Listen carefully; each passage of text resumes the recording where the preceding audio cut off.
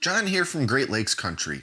A little while back, I made a video that was sort of a frequently asked questions video about pellet smokers. And because just watching me talk to the camera for like 10 minutes straight can get a little boring, I decided to just show footage of a recent cook that I did in which I made some amazing pulled pork. Just a voiceover of me talking about these FAQs with this beautiful pork footage rolling in the background. Well, a few people told me, well, that looks great, but I'd love to see an actual recipe video for your pulled pork.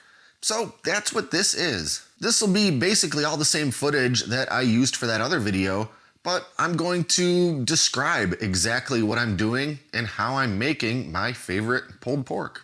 Now, as for the title I gave this video, my favorite way of making barbecue pulled pork doesn't fit exactly into one of the sort of accepted styles of barbecue, but it's certainly got familiar components of a couple of them, particularly Memphis style and Carolina style. It's got a heavy seasoning rub that's sweet and salty and herbaceous and is probably in most ways considered a Memphis rub. At the end, I'm also mixing in a vinegar-based sauce, which is more like Carolina style. I don't see any need to limit myself when it comes to adding more flavor, so I do it all. And it all comes together to be what I consider the best pulled pork I've ever had.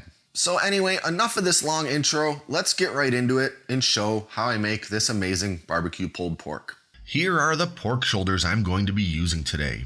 These are bone in and each weigh about 7 pounds. And when making pulled pork, they don't need much in the way of trimming.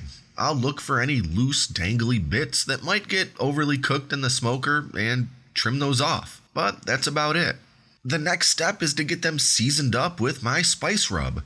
I'm using my favorite homemade pork rub, which is my copycat version of my favorite store-bought rub called Meathead's Amazing Smoked Pork Seasoning.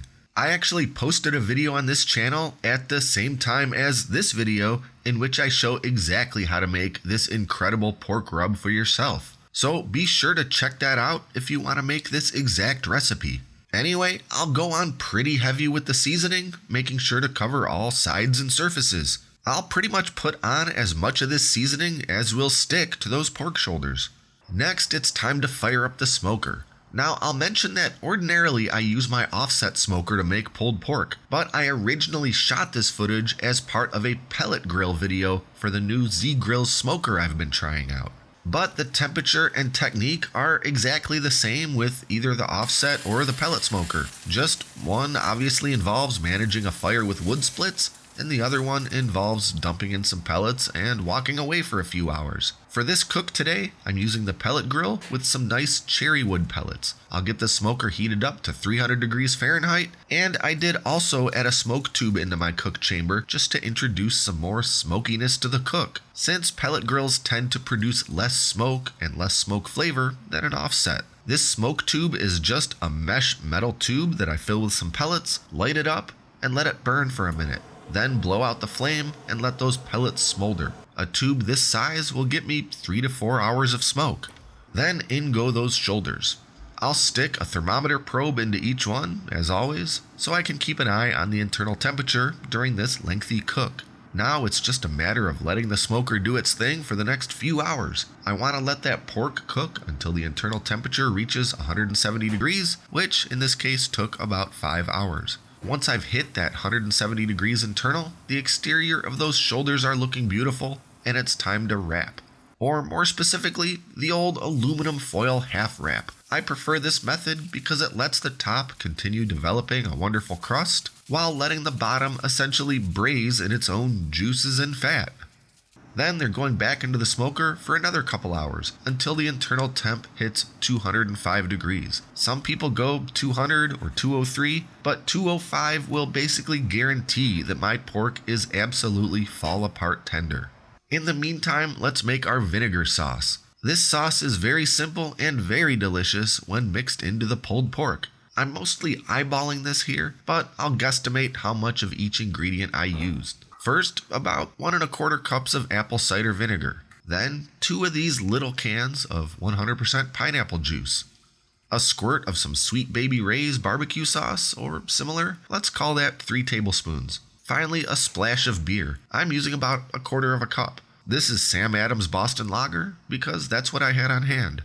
I'll get that all whisked together very well and put it on the stove over low heat for a little while, just to get it warmed up for when it's ready to use. And once our pork has reached 205 degrees, it's coming out of the smoker. Both shoulders are probing insanely tender with the thermometer, and I can't even tell you how good they're smelling at this point.